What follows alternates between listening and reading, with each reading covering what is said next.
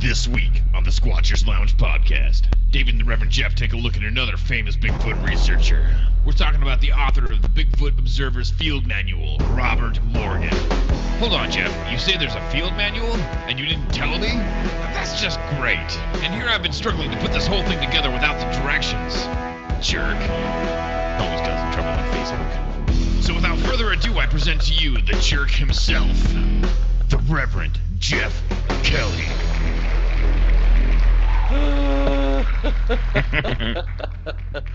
Welcome everybody to the Sqautchers Lounge podcast. I am indeed your host, the Reverend Jeff Kelly. Over here to my left, the guy who's the funniest announcer man in podcast history, Mr. David, Father Batorf. How you doing, buddy, today? Pretty good. Folk. No, like just on time. Weird. So yeah. It wasn't topic right now. Yeah, we're 5 minutes behind getting started, and it is indeed not David's fault this week. We just got to talking with our guest as I'm getting ready to introduce him, Mr. Doug Hudson, owner of Clone FX, right hot off of the set of the badass movie Valley of the Squatch. How you doing with us, Doug? I'm doing good, guys. How are you guys doing? Dude, we're so glad to have you here tonight, man. You know, there's this crazy bunch of nut job friggin', I guess they're Bigfoot atheists hanging out over in the coalition group that we've been having this discussion about the Patterson-Gimlin film, how they say it's been proved as a hoax long ago. You know, FX guys, all say it's a hoax and they can prove how the suit was made. And, it's possible for a guy in a prosthetic feet and a monkey suit and a leather helmet to go running across the creek bed down there for, the minute and 12 seconds that we see in one cut that Patterson has as a professional FX guy with a suit who's had people in it. How many takes does it take to get a minute 12 of somebody in a suit running through the forest?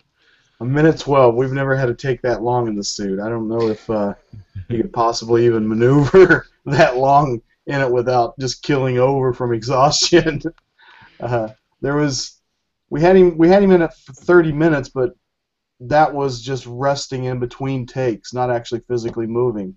And at that point, it was getting a little scary. His eyes had sort of glassed over and looked like we were going to lose him any minute. So to take a strapping young buck like Bob Hieronymus in his youth with a beer gut and not really all that of shape. Now let's just take that out of the account. The guy was a hunter, so he could probably walk the hills and everything up there. But according to his account of it, he put on the suit and he walked a long distance before Roger and Bob Gimlin came up upon him, and then that's when all the action happened, and still got a minute 12 on the film. And I'm trying to explain to these guys that they're talking about arguments that came a decade ago before all the modern technology that's come out, the stabilization of the films and those types of things weren't available then that these guys were talking about. And those special effects guys that they're quoting were being paid for their opinions. Yeah, and I mean, all special effects guys will have varying opinions on the Patterson-Gimlin film. I mean, it's probably 50-50. Some believe, some don't. I just lean more towards the evidence that I know how difficult it is to make a suit, and that's with modern day technology. Like our suit is like hair on spandex, which they didn't have back then. It takes a cool vest to keep the guy's core temperature cool so he doesn't overheat. When we have a huge squirrel cage fan, in between takes we run up to him, pop the head off, and put air into him so he just doesn't kill over from heat exhaustion. So if they were talking about, the patty suit being made out of horsehair and a football helmet covered in some kind of hide and, hip waders up to the waist covered in some kind of bear fur, I mean, we're talking about heat exhaustion in 20 yards without some kind of conditioning? Oh, heck yeah. And plus, I mean, it would look exactly like that. It would look like horsehide and hip waders with a football helmet. It wouldn't look like the footage that we have. As grainy and blurry as it is, it would look nowhere near as good. And, just for the record, one last question on the matter, and then we'll move on to it. We'll let David get his thoughts on because he's been just itching at it. As far as the techniques and the available materials in, say, 1966, because that's when that suit would have had to have started to have been made. not 67. Everybody's got that fine line between, oh, it's 1967 when all this foam rubber stuff came out, because that's when, well, in fact, it takes a long-ass time to make a suit like that, so they would have had to have started in 66, so that kind of takes that whole imaginary 67 line out of the imagination and kicks it right out of the park. But I mean, did they have those techniques or not back then? I mean, we had 2001, which was Monkey Man, not Ape Man. Yeah. But there again, the majority of that suit was hand-tied hair on lace to make up the suit. And that's an extremely time-consuming and expensive process. You know, Patterson is nice short hair. You know, it's nowhere near the hand-tied like the monkey from 2001, Space Odyssey. And you know, they were just getting into foam latex then too. Yeah, but again, like these two guys from Yakima, Washington, are they going to be in or on like have access to the cutting edge technology of the time in order to make that work? They could barely, they barely got scrounged up enough money to rent the actual camera. Actually, didn't get enough money to rent the camera. I believe the check bounced, if I'm not mistaken. Yeah, there's no way they would have contacts or. And my claim has always been is, you know, everybody says it came from Hollywood. It was a rental. Then where is it? You know, it's never popped up. That thing would be worth a ton of money if someone just said, hey, here's the Patterson suit. Right here it is. Well, exactly. As a collector's item, it would be it would have been sold, bought and sold like 5 times. It would be somewhere, it would be somewhere, and even if it was in a private collection, I mean, it would still be worth $1 gazillion. You wouldn't buy that for a private collection unless you wanted to flaunt the fact that you had it. I mean, that's the right. And if it came from Hollywood as a rental, then what was it used for originally, and what film, commercial, or whatever? The suit itself is so iconic that that one wouldn't have slipped through the cracks. I mean, we've found out that other suits that were used in fraudulent things were from other feature fixtures. How many upright standing ape movies with breasts have there been? Right, and that's my one thing not too. Enough. Is where not enough. Yeah, exactly, David. My point to it all comes down to is follow the money. The guys who said that they had taken this footage and the footage is as genuine to them as they can believe it to be, they never really made any money on that thing. I mean, they tried. Roger really, really tried to make money at it. Patricia makes, in the grand scheme of things, drops in a bucket every year off of rights to the footage. So unless she's got the suit wrapped up in a box somewhere up in the attic for her grandchildren or something that has to wait until she dies until all of that comes out, which I am not claiming. No one has ever told me. I have not read anywhere. No one has ever even brought the idea to me ever in my life before this moment that she has such a thing in a box in a closet in her attic. However, that'd be about the one place it could be that it wouldn't have surfaced by now. Yeah. I'm just thinking that's the obvious solution to the problem right there. Box in the closet. Yep. It's in a box in the closet and somebody hasn't discovered it yet. But being as that as it may, I say, okay, so we've got the guys who say it's real. They say, we've got this footage, and the world says, yeah, we can't believe that. Show us something. Show us the monkey man. Show us a dead monkey man. Show us some dead monkey man bones. But the guys who took the video, those guys were looking for cavemen. Now, I just spent 4 days up in Bluff Creek with the Bluff Creek Project doing a service on all the game cams in the area that's up there. And I learned a lot from Dick Levine, who's been working in that area and had a couple of sightings in that area over his lifetime for the Forest Service. Guy's in his 70s, dude, awesome person. Talked a lot about it. They were looking for cavemen. They weren't looking for ape men. So if I was looking for a caveman, and I was telling everybody that there were cavemen out there, and the cavemen live in the woods around California, and we're just finding footprints of giant cavemen. Why the hell wouldn't I fake a giant caveman video? Why would I fake a giant ape man video? Why would I go through the trouble, like Doug says, to make it, spandex on foam rubber and make this giant creature when I can just use hand-tied lace onto a human and make it a monkey man? Would have been by far cheaper, and it would have been far more believable to fit their story. And then in steps Grover Krantz, who says, well, since it's not caveman, it must be ape man, and ape man leads to Gigantopithecus. And that's where all the big debate came from in the Four Horsemen. And that's where I'm standing at, is all the debunkers and all the guys who are saying it's not real, and here I'll show you why, are making the money.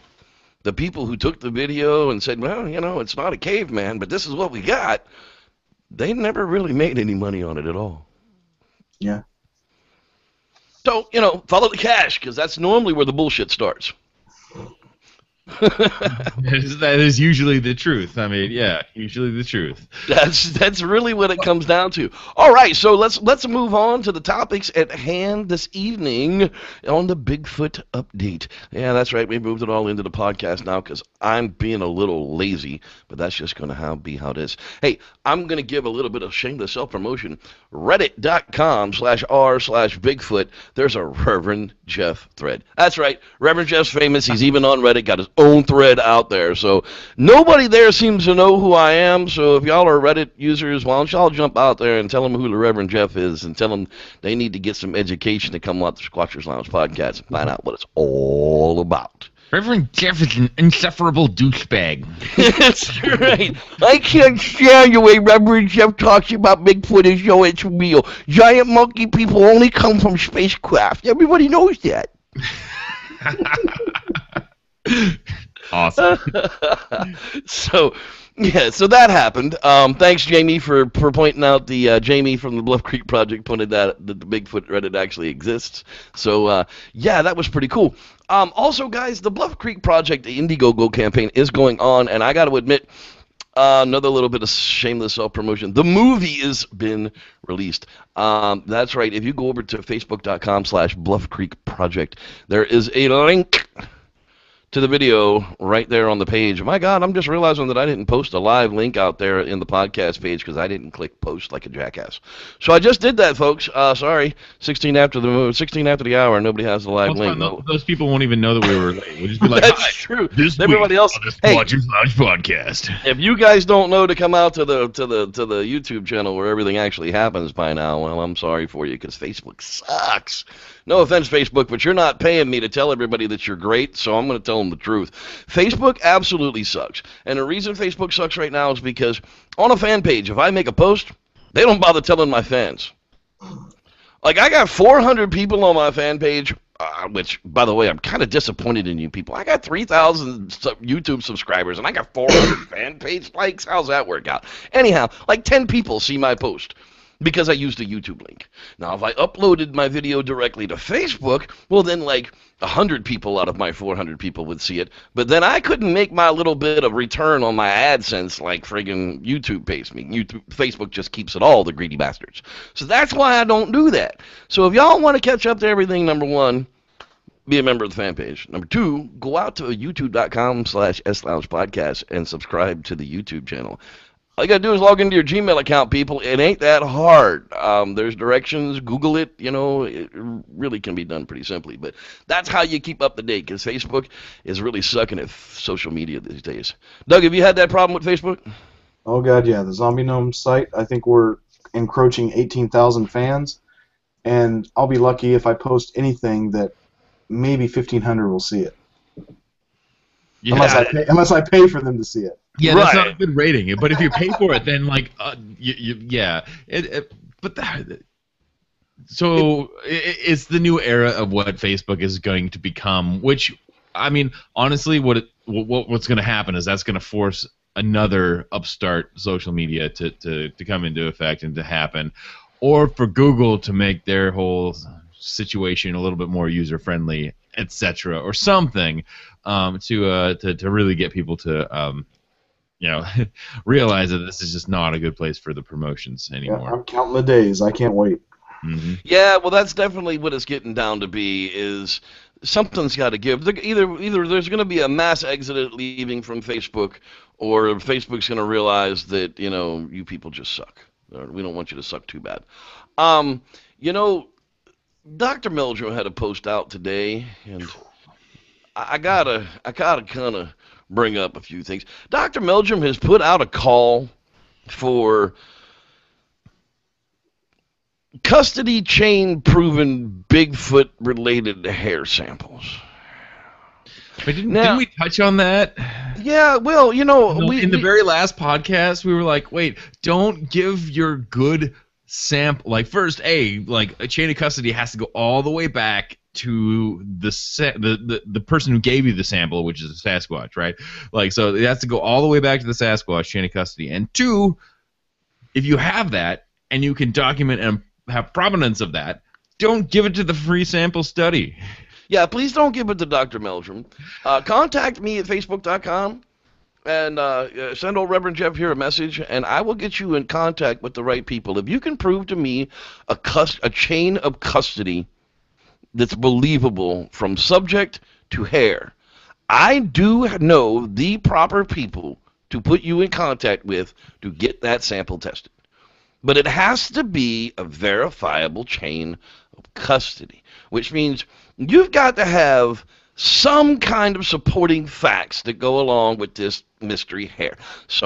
It came out of a foot track. I mean, there's a Bigfoot track there. You got your butt down on the ground to cast it, and that's when you realized there was some hair in it, and you took video of the hair in it, and you removed the hair from it in as sterile as possible conditions and put it in a paper bag. Is about the weakest I will consider a decent chain of custody. Anything short of that is not a chain of custody back to the Bigfoot. Sorry, you found this wild hair on some barbed wire fence and you found some Bigfoot tracks a half-mile away is not good enough. That's not a chain of custody. There's a Bigfoot track on one side of the barbed wire fence, there's a Bigfoot track on the other side of the barbed wire fence, and there's some nut hair hanging from the barbed wire. Okay, now we've got something that's believable chain of custody. But it's got to be curly. Yeah, but that's literally got to be like the weakest situation to where you would relate that hair to a Sasquatch. Past that, you actually saw it leave it. Past that, you actually witnessed the Bigfoot walking through the woods and scratch his arm on a broken branch and it left the hair behind. And you went over there and collected it with your tweezers. Now, your dumbass didn't have a video camera or whatever, but that goes past that. So that's what they're looking for. They're looking for this giant chain of custody back to the Sasquatch hair sample for this free study. And I got news for you. It's just going to be some more dollars in somebody else's pocket, not yours. So here's the crux of the situation. If you want to do that, feel free. I mean, everybody's within the right to do whatever. This is a free country. But I don't remember the last time that I brushed up against something and like it neatly extracted one single hair from my head or from my body. Like, you know, if I'm going to interact with something and it's going to pull a hair out, it's probably going to pull hairs out. Skin, follicles, blood. Anything that you, like, you know, but we hope that you've already gone through and you've looked at the forensics of that hair and does it fit with, you know, like other known animals in the area, you know, all this other stuff, or you know, take it somewhere and have somebody look at it, but like save some to test yourself alongside this free test. And unfortunately that costs money, but there's places that will do that. And whether, you know, you're not going to be able to pay for like a full genome study or anything like that. Like nobody can. I'm not going to be able to do that or whatever. But if I'm pretty positive that I saw a Sasquatch rub up against a tree and there's hairs on that tree, I'm going to figure out a way to get funding for myself, not a GoFundMe. I'm just going to save, because DNA over the course of months will probably, you know. Put it in the freezer, it'll last forever. I mean, it'll stop the decay process at that point. You know, Matt Knapp, Bigfoot Crossroads. We love Matt. Matt's our boy. Mr. Opinion is awesome, as usual. I put out a piece today about Meldrum's requesting hairs for Bigfoot testing, and he wants to know, will Todd Standing submit samples to that study? Because Standing claims to have Bigfoot hair samples. I did actually, on my way home, I was listening to the Bigfoot Revolution podcast. The podcast, oh yeah. Which they did a fantastic job, and I agree. The topic that they posted today was what is a Bigfoot researcher, and that there were some interesting concepts there. And I was right on with them. It was a good time, but they may have called out the Meldrum Standing. You know, Todd Standing says he has viable hairs from a Sasquatch. There may be this guy named Todd, and he might have some hair samples. Like, screw it. Todd Standing has some hair samples, and he said he has hair samples, and he's working with Dr. Meldrum via at least this, the Bigfoot North project. And Todd, are you gonna definitively show? Are you gonna definitively show the Menominat has the DMNA? That's going to prove to us, like, for once and for all, that Muppet was actually Ralph the dog through DNA. I mean, right? Are the hair samples synthetic? Are they bleached out weave hair from somebody in South Central? I don't know what they are, but this picture just tells me everything I really need to know, man. I mean, it's just like. And so there you have it, folks. Matt Knapp wants to know if Todd Standing is going to be in the hair sample, and if so, should anybody else bother to put their hair samples in, since Todd has the answer to all Bigfoot? What difference does it make? Yeah, but so if he's not, that's a problem. If he is, and the data's good. Again, like, for me, that's a problem. It's kind of like something else they brought up. It's like, the worst thing that could happen for Bart Catino's thermal footage probably is to have shown evidence right there. Well, yeah, that's, you say that, and it's not because of shown evidence, the person. It's just because he doesn't, to this day, even still say that those were Bigfoot in that video. I mean, he says he doesn't know what they are, but he still doesn't admit that those are actually Bigfoot out there. And but again, he's somebody who is posting the good, the bad, the ugly, from blob squatches to blur squatches, like, that all, like, all the information that they can capture goes on to that site. Again, it's like, since anything goes, him being there is like almost too bad for the footage. Yeah.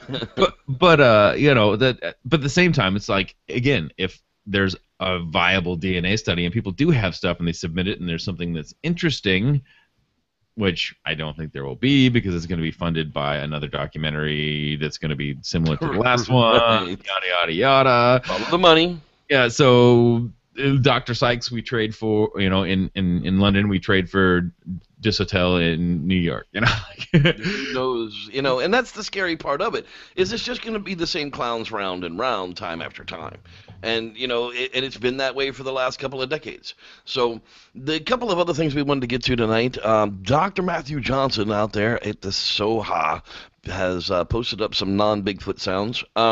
I say non-Bigfoot sounds because I'm sitting here with earphones in my ears and I hear grumbling.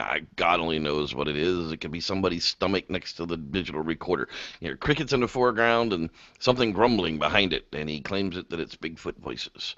It appears two Sasquatches engaged in a conversation somewhere around the gifting bowls, which were placed 150 feet away from the perimeter. Well, at 150 feet away, you've got a damn good digital recorder. Congratulations. Yeah. That's amazing. Yeah. I mean, we were sitting with the parabolic up there in Bluff Creek, and we couldn't hear the forest for the river, for the creek. I mean, those crickets, as loud as they are, picking up grumbling 150 feet away is like trying to hear through two walls and, some insulation. Well, but what you have to do is you have to make sure, like, when you're buying a microphone for squatching, you have to buy the not the regular version, but the Ron Moorhead version. The Ron Moorhead version. That's right. Gets right up in there. Yeah, was that Sasquatch grunting? It's like, nah, Ralph's got Giardia. That's right. Sorry about that. We drank from the creek. And I've been telling everybody that I was going to start reporting on the NAWAC, the North American Wood Ape Conservatory. They're the old Texas group that they've got a summer-long vigilance going on right now, 24/7, on a lookout, trying to snag themselves, bag themselves a Bigfoot. Apparently, there's been some tree trouble down there on the site, according to the Bigfoot Show blog.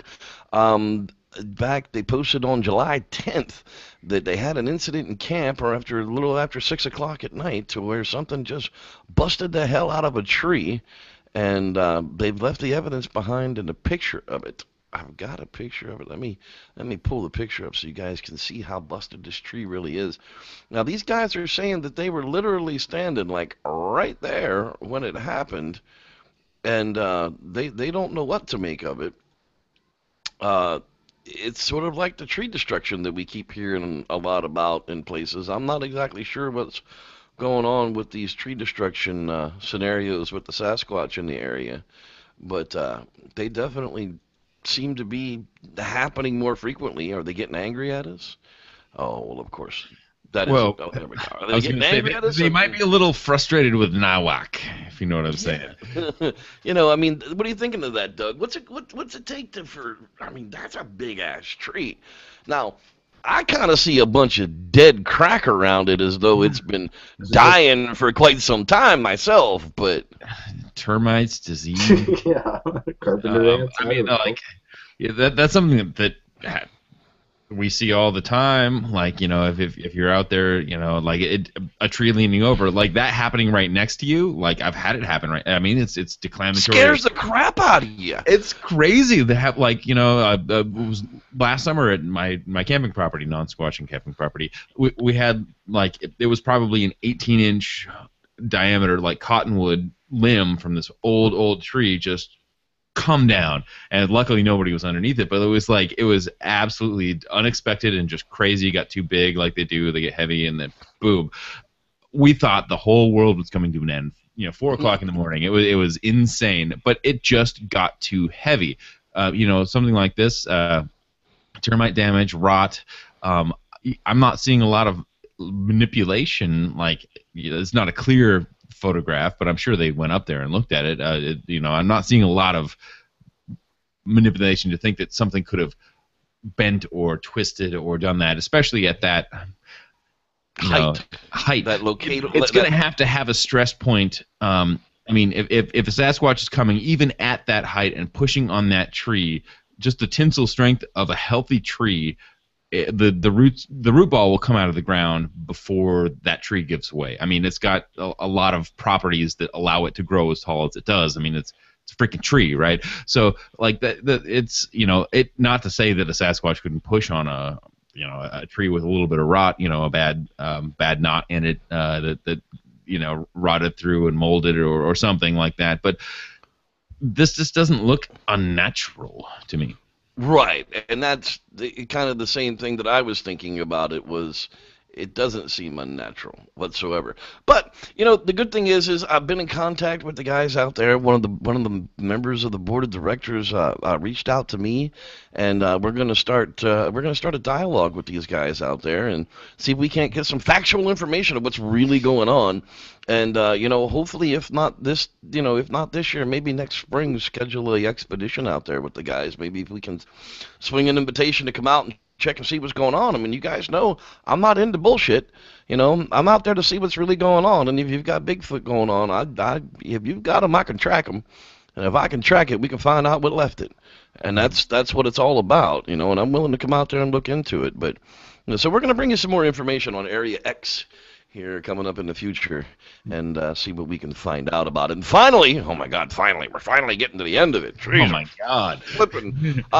Daniel Benoit at the ECBRO, they're going out camping in August in Virginia.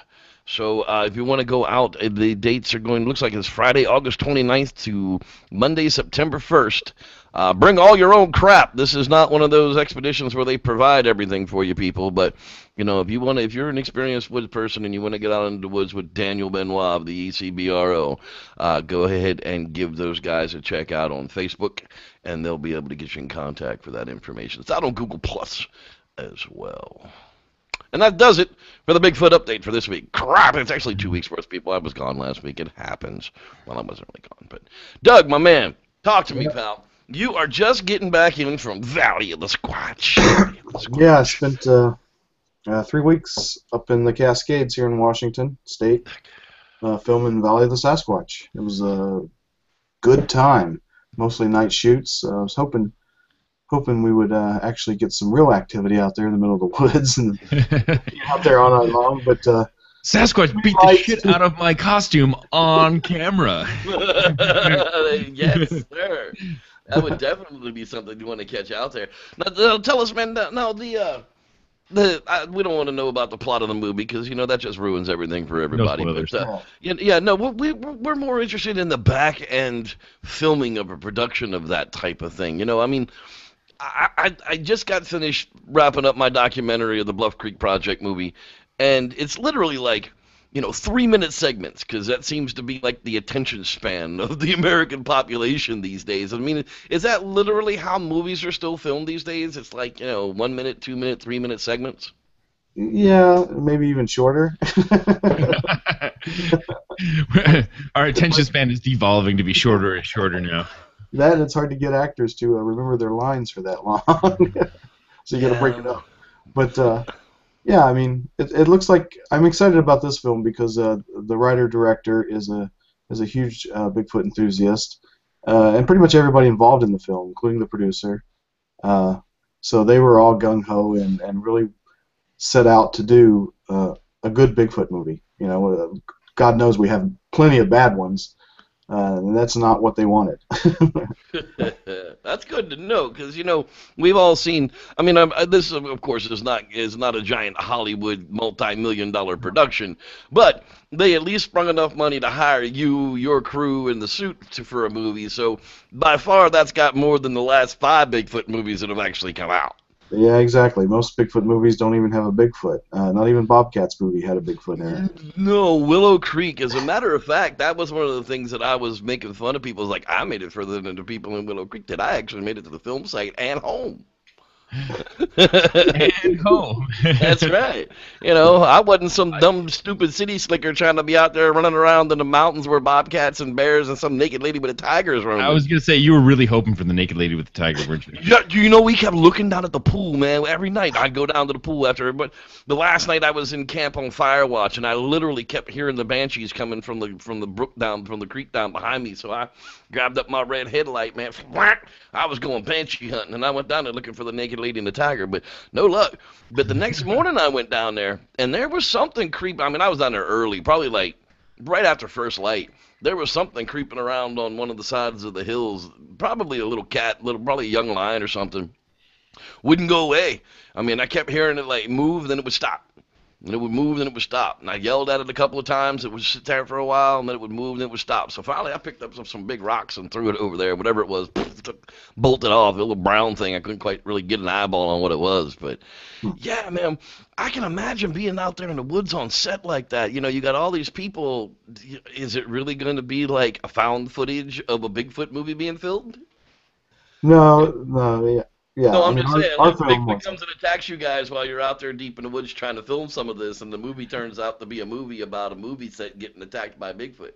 Yeah, we kind of joked around about that for a while, like what if the guy in the suit sort of, got his mark behind the tree there and then was actually sort of clobbered, and the real Bigfoot sort of took his place in the film, make a movie about that. Well, I mean, have you guys even gone through all the footage at this point? I mean, could you have captured something while you were out there and not even known it? Yeah, I mean, nowadays, I mean, they're literally editing the film while we're shooting, mainly so that way the director can make sure he has all the footage that he needs to, and all the coverage to tell a story. And if he forgets something, at least he catches it, and then the next day we can kind of do some pickups or squeeze stuff in. So there's no cutting room anymore. There's not a floor full of cellulose, right? No, it's all digital. It's a lot easier nowadays. I really wish I had a laptop while I was out there trying to capture all this footage this week, because I told a good story, but there was another story there that I just didn't have enough to tell. And so I lost a lot of footage because of it. I literally lost like 2 hours of good footage because there wasn't enough of that footage to tell the whole story, and I would have to literally go back and do some reshoots on it. And that really makes a big difference of telling a complete story. But yeah. I definitely feel your pain on that, because as a very, very young amateur filmmaker, and I'm learning as I go. No one sent me to school. No one's paid my friggin' bill to do this, Well, it's not just the amateurs that do it. Even the big guys in Hollywood do it too. I mean, when we were on Scary Movie 2, they were literally cutting it as we were shooting, and everybody does it nowadays. It's just the norm. Now we're talking about the suit. The Bigfoot suit. Now you've got the big stand up there behind you. How many hours would you say that you actually have into creating that suit? It takes 3 weeks, 3 solid weeks to make a suit. So are you talking 8 hour? We're talking 40-hour weeks, or are you talking 120-hour weeks? Yeah, I'm talking 70-hour weeks, 7 days, 10-hour days. Right. Okay. So you're talking three. You're still talking about 300 hours it takes to put into a suit to get it to that level, and you've got to spread that out because you've got dry times and mold times, and you overlap certain things, why this is curing, or you're making the feet, then you're working on the hands, and so forth and so forth. So yeah, there's never really any downtime except for sleeping, and that's about it. Now, David, you and I were talking about the filming of the Sqautchers Lounge podcast, the Sqautchcation. I'm sure you've got some questions for Doug. Yeah, I'm sure. Like, well, do I get to get in the suit or what? Oh, is this for the September thing? The Washington trip in September. Yeah. Hopefully, Doug's going to be able to join us for a night of Sqautch, and we're going to go and investigate the Browns thermal footage from Grays Harbor. Well, what they're calling Grays Harbor. Yeah, I really want to get David in the suit and get him to work up a nice big sweat, and we'll see if his heat transfers through the padding and the cone-shaped head and all that to really change his outline on a thermal camera. So you're going to bring that whole fan and coolant system, no, we're right? going to leave that here. We want so I'm just going to nosedive in the suit into the river, right? No, we're just going to hit you with the big Gatorade bucket at the end. We're going to wait for you to get out of the suit, and then we're just going to soak in really sticky, nasty orange Gatorade. Perfect. As long as it's orange. Now, so how many days did it take up there to actually get all the shots that you needed? They were shooting for, I think, 28 days. The first week we weren't there. They were doing, more actor stuff, dolly shots. The boring stuff. The boring stuff, yeah. And then we showed up and did three solid weeks of. It was all pretty much night shoots except for a couple days. And, unfortunately this time of year up here, we only get maybe 7 hours of nighttime if we're lucky. Yeah, I was going to say, night shoots are hard right now. Yeah, so we were shooting till sun came up, and then some nights we didn't get everything, so we would just put it on our list to try to pick up later. But, yeah, it was like 28 days, which is about the average norm for any movie. And for this production company, this was their biggest budget and time frame for shooting that they've ever done. I think their one of their first films was something like 12 days, which is insane, but they did it. Yeah, I couldn't. I had 4 days to get the stuff that I needed, and that was about 1/10 of the number of days I actually needed to do it. I can see why the old time expedition documentaries were they were out there for 35 days, and sometimes they were out there for 5 weeks. And it turned into an hour-and-a-half documentary at the end of it, because that's literally how long it takes to have anything interesting enough Bigfoot-related to put on film. I mean, yeah, I've got a crap ton of me sitting down by the blue pool going, "Hi, this is Reverend Jeff, and I'm going to take a bath." Because there's a whole bunch of hurry up and wait that goes along with Bigfooting. I mean, basically, like you guys put that are on saying. a separate channel, Jeff. Yeah, well, I didn't actually film me taking the bath, but that's not the point. So yeah, we're really interested in the whole, I don't know what to call it anymore. It's film creation. Is it video creation? Is it whatever? But the documentary bug has definitely bitten me, so I can definitely see more to come. What are you working on next there, Mr. Doug? Right now, just some R&R. Trying to get back to a normal sleep schedule. getting those zombie gnomes out the door. I'm sure you've got a stockpile of that stuff that's got to get finished. I'm always talking to people about Bigfoot projects. For some reason, I seem to become the Bigfoot costume guy.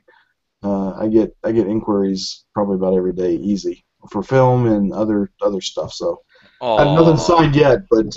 Yeah, there's always stuff in the works. Opportunity is always knocking at your door. Isn't that always just so shame? How can people get a hold of you? I can see the clonefx.com there on the screen. Yep, that's how you get a hold of me. Easy enough, right? There you go. Check out www.clonefx.com to check out all of Doug's work. And if any of the viewers want to follow the progression of Valley of the Sasquatch, go over to their Facebook page or the website, valleyofthesasquatch.com, and check it out. Hit like.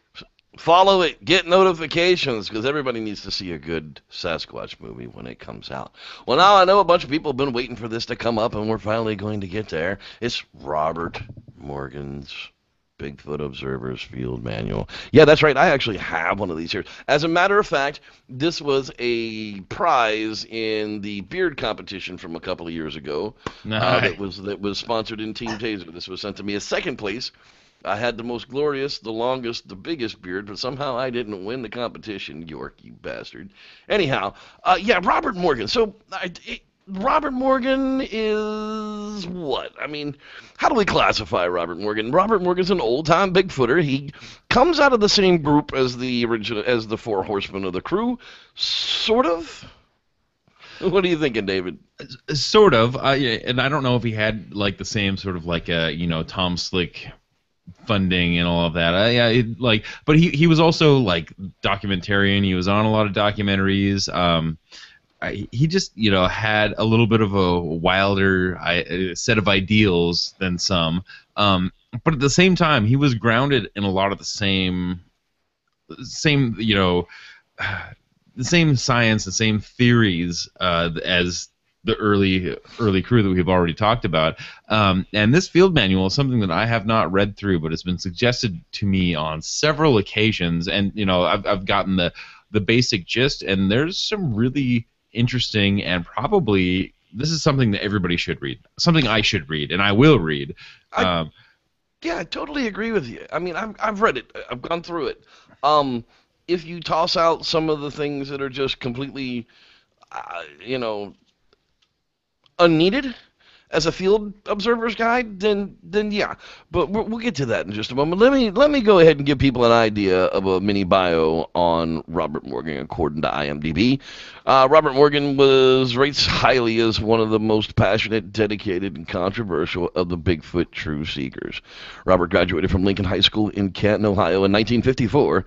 Morgan first saw Sasquatch in March 1957 and became involved in a full-time search in Bigfoot in 1969. Now, that means that out of all of them, he actually saw one. Good for him. He has participated in numerous expeditions to find Sasquatch. In 1974, Robert founded the American Anthropological Research Foundation, which is an organization committed to researching and documenting everything pertaining to Bigfoot. In addition, Morgan is the executive director of the AARF, and moreover, Robert has served as the host of the weekly radio program, the AARF Show. Morgan has Larry King, Tom Snyder, Ron Blah. I don't even know who half those people are. He appeared as himself with the TV special Monsters, Mysteries, or Myths, and the fantastic documentary Bigfoot, Men or Beast, which I posted the links to, people. If you didn't watch that, you don't know who Robert Morgan is at this point, well, stop what you're watching, because it is a podcast. Go watch that. Come back to us. Trust me, at this point, you'll actually enjoy it after the fact.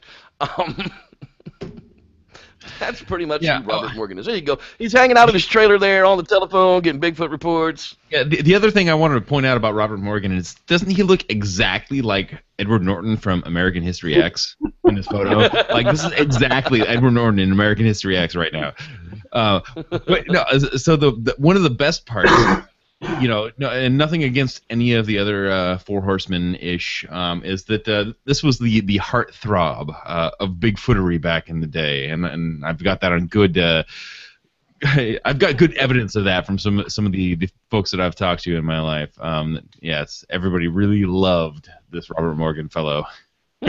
Well, I'm coming to the realization here. Now, Robert was actually the adopted son of Cochise, who was the grandson of the big-name Cochise, and he was raised as in a Native American family. So that's where a lot of his connections to the forest giants and the almost woo-woo connection to a lot of his field guide that goes in here.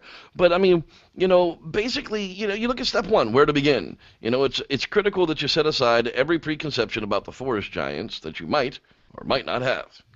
I mean, that's excellent friggin' advice.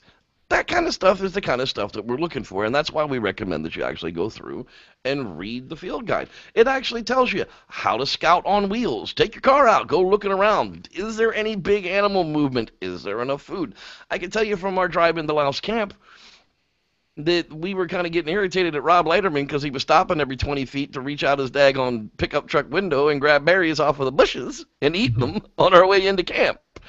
So if you're not seeing those kind of resources that large mammals would be able to sustain themselves on, you should probably push on. You know, these are the types of things that really come out. Selecting and equipping a base camp. I mean, it really goes through and teaches you, tells you. The book was published in 2008. So, I mean, it's not like we're talking about something that's antiquated. Yeah, David?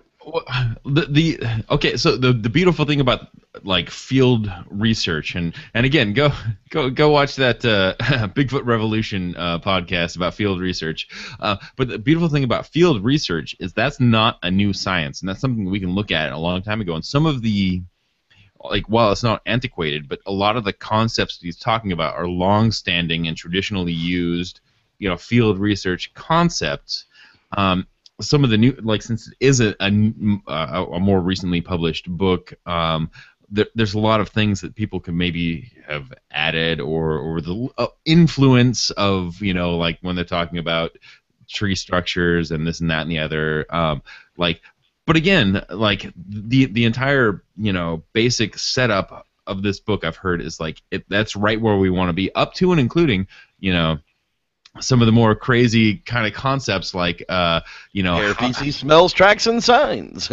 Yeah, that's good. Yeah, hair and feces and sign is a great thing to know, of not just Sasquatch, but other things, to rule out other things. But when he starts to get into like his how to set up tea for the forest giants or whatever, tea time. Yeah, step 8: how to invite a giant to tea. But again, there's some like some of the basic concepts in here, because remember, this is somebody who's thinking not you know, how to appeal to a bear, or you know, like not even just a non-human primate, but like you know, a monkey, right, a simian, like, you know, how to approach, you could even just say an ape, because culturally, like, he's kind of saying, oh, okay, culturally they're going to be different, but there's a relation that's going to be the same. So there's some things in here that might benefit us. I mean, I've heard this from a lot of people, like, you know, hey, I read this book, I did the thing, and I had success.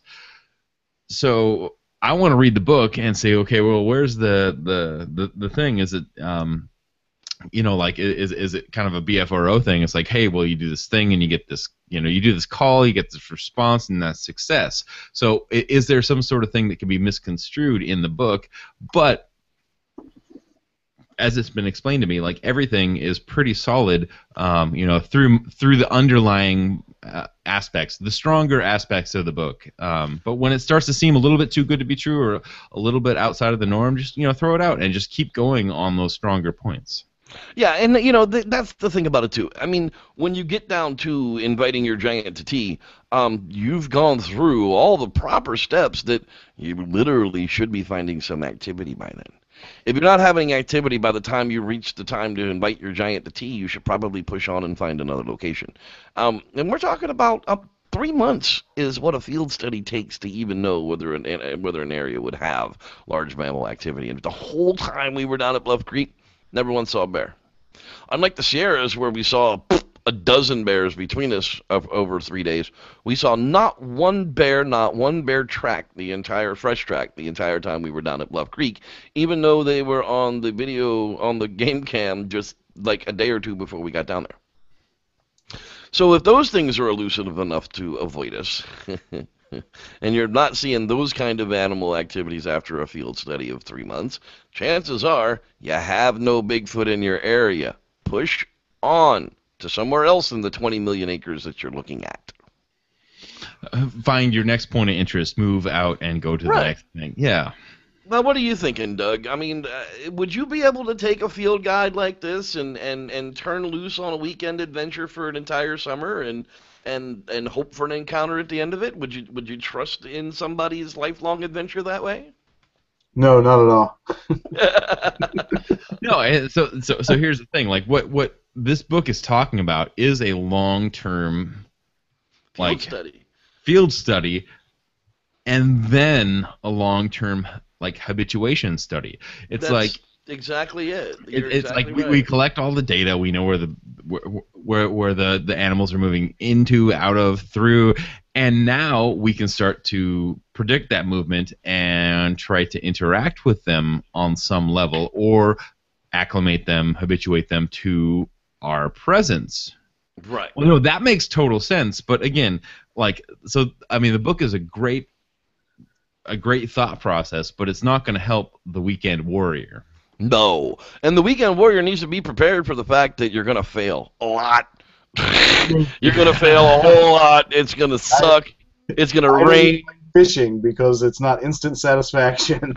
Yeah, well, I mean, exactly. I mean, you got to put in the. I went fishing with Justin, and I caught 3 fish over a weekend, and I was happy because I caught one every day. Most people can't do that. You got to put in the time if you want to, pay your dues, so to speak.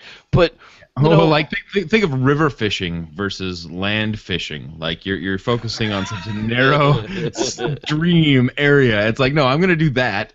No, fuck it. Exactly. I mean, basically, if you pick up the field guide and read it, there's a ton of good information in here. What you can't accept, just throw out.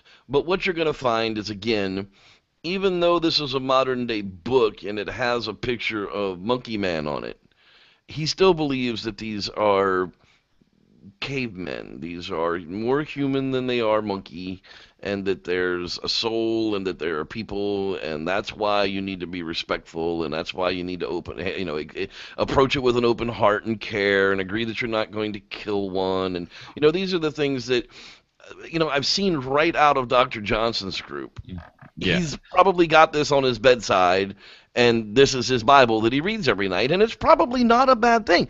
A lot of the gifting ideas come out of books like these, not specifically this book, and a lot of them are really good ideas, but when everything becomes Bigfoot, then nothing is Bigfoot, and none of the data works.